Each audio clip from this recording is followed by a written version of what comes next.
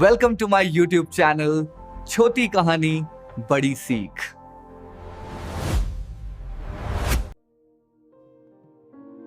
मछलियाँ ले लो, स्वादिष्ट स्वादिष्ट मछलियाँ। एक बार खाओगे उंगलियाँ चाटते रह जाओगे। हाँ, मछलियाँ ले लो, स्वादिष्ट स्वादिष्ट मछलियाँ। पवन अपनी मछलियों को बेचने के लिए जोर जोर से आवाज लगा रहा था और तभी उसके पास एक औरत आती है और उससे कहती है, अरे ओ मछली वाले भैया, कितने रुपए किलो है ये मछलियाँ? भाभी जी सिर्फ 50 रुपए किलो। तो बताइए कितनी मछलियाँ दे दूँ आपको? बाप रे बाप, 50 रुपए किलो? मैं तो इन मछलियों की केवल 20 रुपए ही दूंगी। हाँ नहीं भाभी जी, मैं आपको 20 रुपए में मछलियाँ नहीं दे सकता, वरना मेरा घाटा हो जाएगा। देना हो तो बताओ, और वैसे भी तुम्हारी मछलियाँ उनके कांटों से भी छोटी हैं। ये तो मेरी दाढ़ में ही चिपक जाएंगी। हाँ अब क्या करूं भाभी जी, लगता है तालाब में मछलियाँ कुछ खा पी नहीं रही हैं, जिसके कारण वो दिन पर दिन छोटी होती जा रही हैं। मुझे नहीं लेनी तुम्हारी ये कुपोषित मछलियाँ, मैं कहीं और से मछलियाँ खरीद लूंगी। इतना कहकर वो औरत गुस्से में वहाँ से चली जाती है। अगर आज मेरी मछलियाँ नहीं बिकी तो भाग्यवान मुझ पर बहुत गुस्सा करेगी। हे भगवान, मेरी मदद करो। ऐसे ही सुबह से शाम हो जाती है।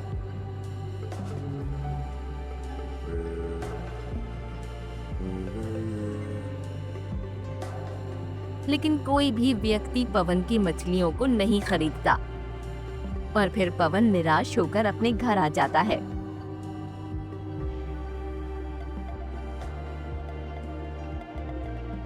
आ गए महाराज, आज मछलियाँ बिकी कि नहीं? लेकिन तुम्हारा ये सुअर जैसा चेहरा देखकर मुझे नहीं लगता कि मछलियाँ बिकी होंगी। नहीं भाग्यवान, आज मेरी एक भी मछलियाँ नहीं बिकी, क्योंकि मेरी मछलियाँ बहुत ही ज्यादा छोटी थी। किसी भी व्यक्ति ने मेरी मछलियों को नहीं खरीदा। हाँ तो इन मछलियों को वापस तालाब में फेंकाओ। मैं तो केवल नाम की ही रानी बची हूँ इस घर में। हालत तो बिल्कुल नौकरानी जैसी है मेरी। इतना कहकर रानी पवन को भला बुरा कहकर गुस्से में वहाँ से चली जाती है।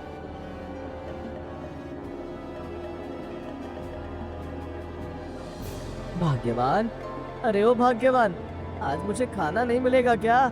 जल्दी से मेरे लिए खाना लगा दो, बहुत तेज भूख लगी है मुझे। रसोई में खाना रखा हुआ है, जाकर खा लो। मैं तुम्हारी कोई नौकर नहीं हूँ जो दिन भर तुम्हारी सेवा करती रहूंगी। अरे अरे भाग्यवान, तुम नाराज क्यों होती हो? शांत हो जाओ, मैं खुद ही रसोई से खाना निकाल कर खा लूंगा। बेचारा पवन रानी के डर से चुपचाप रसोई में जाकर खाना खाने लगता है। अरे भाग्यवान, ये तुमने कैसी दाल बनाई है? मुझे तो समझ ही नहीं आ रहा कि पानी में दाल है या दाल में पानी। पवन के कहने पर रानी गुस्से से वहाँ आती है और पवन से कहती है, क्या कहा तुमने? अरे तुम रोज रोज बाजार से पनीर नहीं लाती हो जो मैं तुम्हारे लिए अच्छी सब्जी बनाऊं। जो बना है चुपचाप ठूस लो, वरना ये भी नहीं मिलेगा खाने को, समझे? खा ले पवन, नहीं तो वरना तुझे आज भूखा ही सोना पड़ेगा। और फिर पवन रानी से बिना कुछ बोले ही खाना खाने लगता है।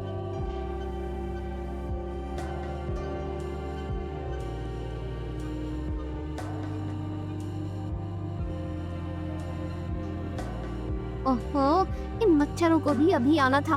मुझे इतनी तेज मच्छर काट रहे हैं और ये एकदम आलसी गधे की तरह सो रहे हैं। रानी ये कह ही रही थी कि तभी एक मच्छर पवन के गाल पर बैठ जाता है और रानी उस मच्छर को हटाने के लिए पवन के गाल पर एक जोरदार चांटा लगाती है। अरे भाग्यवान, क्या हुआ? तुमने मुझे इतनी तेज गाल पर चाटा क्यों मारा? तुमने तो मेरी खामखा नींद खराब कर दी। ओ महाराज, मुझे कोई शौक नहीं आ रहा था आपके गाल पर चांटा मारने का। वो तो आपके गाल पर एक मच्छर बैठा था, बस उसी को हटाने के लिए मैंने आपके गाल पर मारा। पता नहीं इस औरत में कब अकल आएगी। अगर ये मेरी पत्नी ना होती तो मैं इसे कब का सूली पर लटका देता। अरे अब क्या मन में बड़बड़ा रहे हो? मुझे बहुत तेज मच्छर काट रहे हैं। जाओ एक पंखा लेकर मेरी हवा करो। ठीक है मेरी फूलों जैसी महारानी, तुम सो जाओ, मैं अभी तुम्हारी हवा कर देता हूँ। अरे अब मस्का ही लगाते रहोगे कि मेरी हवा भी करोगे? और फिर पवन सारी रात अपनी पत्नी की पंखे से हवा करने लगता है।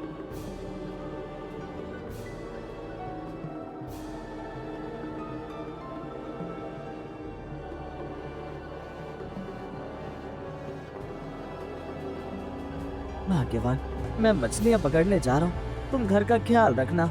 जी, अपने घर में कोई खजाना नहीं रखा हुआ है जो मुझे इसका ख्याल रखना होगा। अब जाइए यहाँ से। और फिर पवन मछलियाँ पकड़ने के लिए तालाब के किनारे पहुंच जाता है।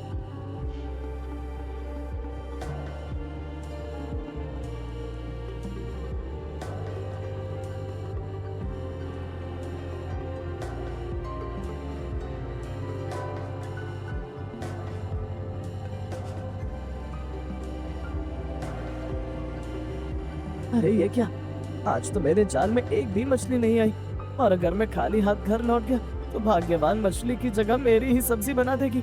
अरे नहीं नहीं, मुझे जल्दी कुछ करना होगा। ऐसे ही पवन मछलियाँ पकड़ने के लिए बार बार अपना जाल तालाब में फेंकता है, लेकिन उसके जाल में एक भी मछली नहीं आती। अरे ओ पवन भैया, क्या हुआ? मछली जाल में आई कि नहीं? नहीं भाई, अभी तक तो एक भी मछली मेरे जाल में नहीं आई। लगता है मछलियाँ मेरे डर से तालाब छोड़कर भाग गई। अरे भैया, मुझे तो ऐसा लगता है कि मछलियों को तुम्हारा जाल पसंद नहीं आया। पवन भैया, अगर मेरी मानो तो तुम्हें मछलियाँ पकड़ने के लिए तालाब में और गहराई में जाना चाहिए। हो सकता है कि तुम्हें वहाँ कुछ मछलियाँ मिल जाएं। हाँ भाई, तुम ठीक कहते हो, मैं अभी और तालाब की गहराइयों में जाता हूँ। फिर पवन अपनी नाव लेकर मछलियाँ पकड़ने के लिए तालाब के बीचों बीच पहुंच जाता है। यहाँ जाल फेंक कर देखता हूँ, हो सकता है मुझे यहाँ कुछ मछलियाँ मिल जाएं। फिर पवन अपना जाल तालाब के बीचों बीच फेंक देता है और जाल में मछलियाँ आने का इंतजार करने लगता है। अरे लगता है मछली जाल में फंस गई, मुझे जल्द ही जाल को खींचना होगा। हे मछुआरे, मुझे छोड़ दो, मैं कोई मछली नहीं हूँ, मुझे यहाँ से जाने दो। जलपरी की ये बात सुनकर पवन बहुत ज्यादा डर जाता है और जलपरी से कहता है, अरे बाप रे बाप, हे परी, आप कौन है और आप इस तालाब में क्या कर रही हैं? मछुआरे, मैं एक जलपरी हूँ, मैं इसी तालाब में रहती हूँ, कृपा करके मुझे यहाँ से जाने दो, मेरी माँ मेरा इंतजार कर रही होगी। ठीक है जलपरी, मैं तुम्हें अपने जाल से आजाद करता हूँ, अब तुम यहाँ से जा सकती हो। और फिर पवन उस जलपरी को अपने जाल से आजाद कर देता है। मछुआरे, मुझे आजाद करने के लिए तुम्हारा बहुत बहुत धन्यवाद। अरे लेकिन तुम्हारा चेहरा यूँ उदास क्यों है? आखिर क्या बात है, मुझे बताओ, हो सकता है मैं तुम्हारी कुछ मदद कर दूं। हे जलपरी, मैं सुबह से मछलियाँ पकड़ने की कोशिश कर रहा हूँ, लेकिन मेरे जाल में अभी तक एक भी मछली नहीं आई, और अगर मुझे मछलियाँ नहीं मिली तो मेरे घर का गुजारा कैसे चलेगा? बस इतनी सी बात, समझो तुम्हारी ये समस्या खत्म हो गई। बसंत में खिलती है फूलों की कलियां और तुम्हारी नाव में आ जाएं बहुत सारी मछलियां। जलपरी के इतना कहते ही पवन की नाव में बहुत सारी मछलियां आ जाती हैं और वो बहुत ही ज्यादा खुश हो जाता है। अरे ये तो चमत्कार हो गया। हे जलपरी, तुम्हारा बहुत बहुत शुक्रिया, तुम्हारा ये उपकार मैं जिंदगी भर नहीं भूलूंगा। ठीक है मछुआरे, तो अब मैं चलती हूँ। अगर तुम्हें किसी चीज की जरूरत पड़े तो कहना, आँखों से बहती है आंसुओं की धार। ओ जलपरी, सुन लो मेरी पुकार। बस इतना कहते ही मैं तुम्हारे सामने हाजिर हो जाऊंगी। ठीक है जलपरी, मैं तुम्हें जरूर याद रखूंगा। अब शाम बहुत हो चुकी है, मुझे भी अब अपने घर चलना चाहिए। भाग्यवान मेरा इंतजार कर रही होगी। इतना कहकर पवन वहाँ से चला जाता है और वो जलपरी भी वहाँ से गायब हो जाती है। ओहो, सीधे अंदर चले आ रही हो, तुम्हें दिखाई नहीं देता मैं झाड़ू लगा रही हूँ। कितनी बार कहा है कि बाहर से आओ तो अपने पैरों को धो कर आया करो। अरे भाग्यवान, मुझे माफ कर दो, मैंने देखा नहीं कि तुम झाड़ू लगा रही हो। वैसे भाग्यवान, पता है आज क्या हुआ? अरे क्या हुआ? क्या आज कोई खजाना मिल गया तुम्हें? अरे नहीं भाग्यवान, आज जब मैं तालाब में मछलियाँ पकड़ने गया तो मेरे जाल में एक जलपरी फंस गई। फिर मैंने उसको अपने जाल से आजाद किया तो उसने मुझे बदले में बहुत सारी मछलियाँ दी। क्या क्या तुम सच कह रहे हो? लेकिन मुझे तो ऐसा नहीं लगता, लगता है तुम मुझे उल्लू बना रहे हो। नहीं भाग्यवान, मेरी बात का विश्वास करो। उस जलपरी ने कहा है कि अगर मुझे किसी भी चीज की जरूरत होगी तो वो मेरी मदद करने जरूर आएगी। अच्छा, अगर ऐसा है तो कल तुम उस जलपरी से मेरे लिए नई नई साड़ियाँ लेकर आना, तभी मैं तुम्हारी बात पर विश्वास करूंगी। ठीक है भाग्यवान, जैसी तुम्हारी मर्जी। अब मुझे जल्दी से खाना दे दो, मुझे बहुत तेज भूख लगी है। और फिर रानी पवन को खाना परोस देती है और पवन खाना खाने लगता है।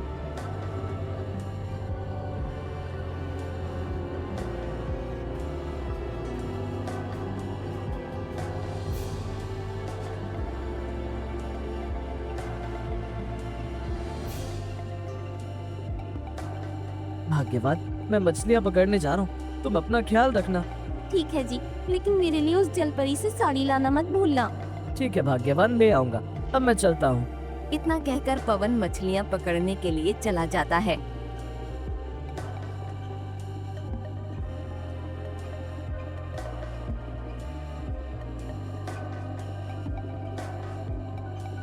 क्या कहा था उस जलपरी ने? हाँ, याद आया। आंखों से बहती है आंसुओं की धार, ओ जलपरी सुन लो मेरी पुकार। तो बताओ मछुआरे, क्या समस्या है तुम्हारी? जलपरी, कल मैंने तुम्हारे विषय में अपनी पत्नी को बताया था, लेकिन वो मेरी बात का विश्वास नहीं कर रही है। उसने कहा है कि अगर तुम उसके लिए मुझे साड़ियाँ दे दो तो वो मेरी बात का विश्वास करेगी। ठीक है मछुआरे, जैसी तुम्हारी इच्छा। दिवाली पर चलती है पटाखों की लड़ियाँ, तुम्हारे हाथों में आ जाएं बहुत सारी साड़ियाँ। जलपरी के इतना कहते ही पवन के हाथ में बहुत सारी साड़ियाँ आ जाती हैं, जिसे देख वो बहुत ज्यादा खुश हो जाता है। तो मछुआरे, अब मैं चलती हूँ। अगर और किसी चीज की जरूरत हो तो मुझे याद कर लेना, मैं तुम्हारी मदद करने अवश्य आऊंगी। ठीक है जलपरी, तो अब मैं चलता हूँ।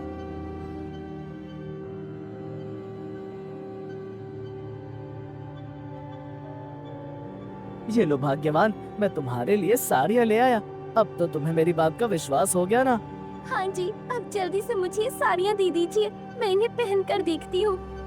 और फिर रानी उन साड़ियों को पहनने लगती है। जी बताइए ना, मैं कैसी लग रही हूँ? तुम तो बिल्कुल कीचड़ में खिले हुए कमल की पंखुड़ियाँ जैसी लग रही हो। क्या कहा आपने? अरे कुछ नहीं, मैं तो बस मजाक कर रहा था।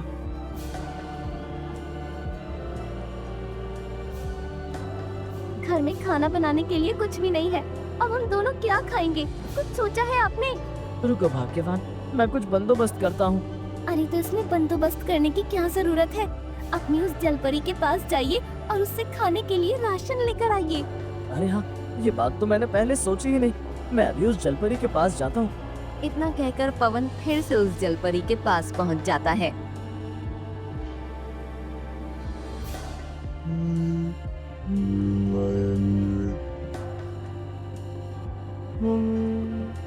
आंखों से बहती है आंसुओं की धार, ओ जलपरी सुन लो मेरी पुकार। कहो मछुआरे, क्या समस्या है तुम्हारी? जलपरी, घर में खाने के लिए कुछ भी नहीं है। मुझे दाल चावल और आटा चाहिए। ठीक है, दुश्मनों को मारती हूँ मैं चाटा, घर पहुँचते ही तुम्हें मिलेगा दाल चावल और आटा। जलपरी के इतना कहते ही पवन के घर पर दाल चावल और आटे की कई सारी बोरियां आ जाती हैं।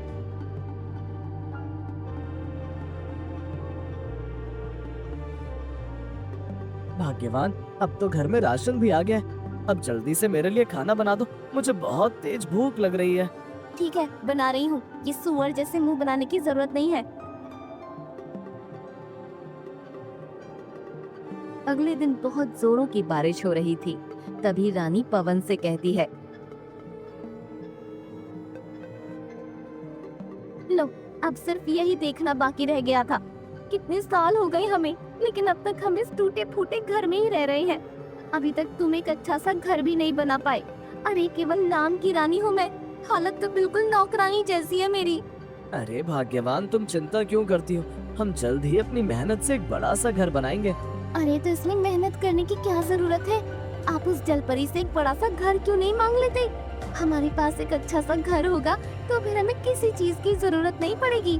देखो भाग्यवान, ज्यादा लालच ठीक नहीं है। अगर हमें ऐसे ही सब कुछ मिलता रहा तो हम आलसी हो जाएंगे। जी मैं कुछ नहीं जानती।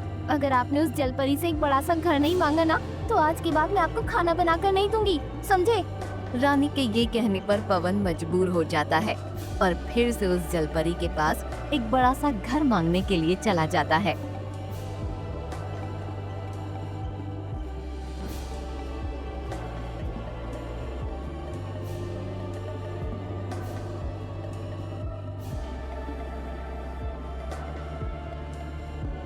आंखों से बहती है आंसुओं की धार, ओ जलपरी सुन लो मेरी पुकार। कहो पवन, अब क्या समस्या है तुम्हारी? हे जलपरी, मुझे यहाँ फिर से मेरी पत्नी ने भेजा है और उसने कहा है कि उसे एक बड़ा सा आलीशान घर चाहिए। ठीक है, पेड़ों पर उछल कूद करते हैं बहुत सारे बंदर।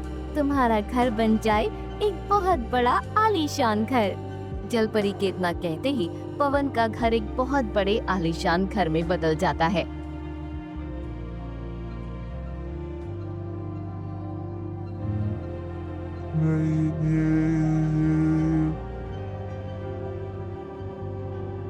जी देखिए ना, हमारा घर अब कितना बड़ा हो गया है, लेकिन अभी भी हमारे पास एक चीज की कमी है। अरे अब क्या रह गया मेरी माँ? तुम्हारे पास पहनने के लिए नए कपड़े, खाने के लिए अनाज और रहने के लिए घर है, तो अब तुम्हें और क्या चाहिए? लेकिन हमारे पास धन तो है ही नहीं। थोड़े दिनों बाद ही जलपरी का दिया हुआ सारा अनाज खत्म हो जाएगा। उसके बाद हम क्या खाएंगे? लेकिन भाग्यवान, हम पहले भी तो हमारा गुजारा किया करते थे। मैं हर रोज की तरह मछलियाँ पकड़कर उन्हें बेचूंगा और उससे जो पैसे आएंगे उनसे हमारा गुजारा आराम से हो जाएगा। अरे क्या खाक मछलियाँ पकड़ते हो तुम? तुमसे तो मछलियाँ क्या, मछलियों का कांटा भी नहीं पकड़ा जाता। मैं कुछ नहीं जानती। आप फिर से उस जलपरी के पास जाइए और उससे बहुत सारा धन लेकर आइए। भाग्यवान, क्या तुम पागल हो गई हो? मैं अब उस जलपरी से कुछ नहीं मांगूंगा। ए जी, आपको मेरी कसम है, अगर आपने उस जलपरी से बहुत सारा धन नहीं मांगा ना, तो मैं अपनी जान दे दूंगी।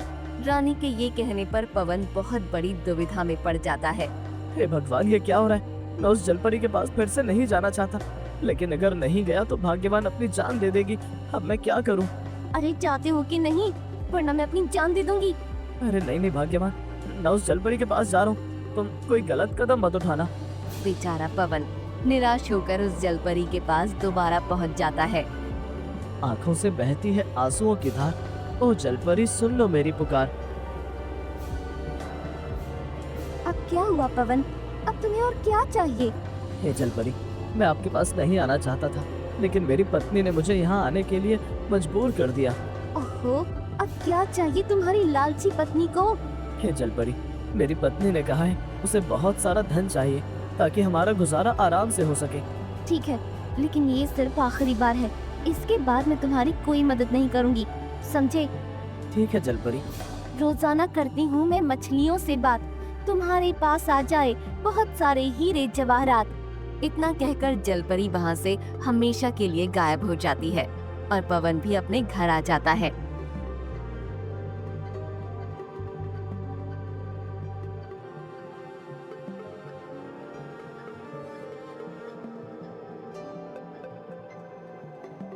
ए जी बताइए ना, ये गहना मेरे गले पर कैसा लग रहा है? अच्छा लग रहा है भाग्यवान। अब तुम सो जाओ, रात बहुत हो चुकी है। मुझे भी अब बहुत तेज नींद आ रही है। इतना कहकर वो दोनों सोने के लिए अपने कमरे में चले जाते हैं। उस्ताद, ये घर कितना बड़ा और आलीशान है। ऐसा करते हैं, आज रात हम इसी घर को लूटते हैं। तो ठीक कहता है बे। घर को देखकर तो ऐसा लग रहा है जैसे इस व्यक्ति के पास बहुत सारा धन होगा। आज हम इस घर का सारा धन चोरी कर लेंगे। और फिर वो दोनों चोर उस घर की खिड़की में से अंदर घुस जाते हैं और एक पोटली में सारा धन भरकर वहाँ से रफू चक्कर हो जाते हैं। ये जी, हम लुट गए, हम बर्बाद हो गए।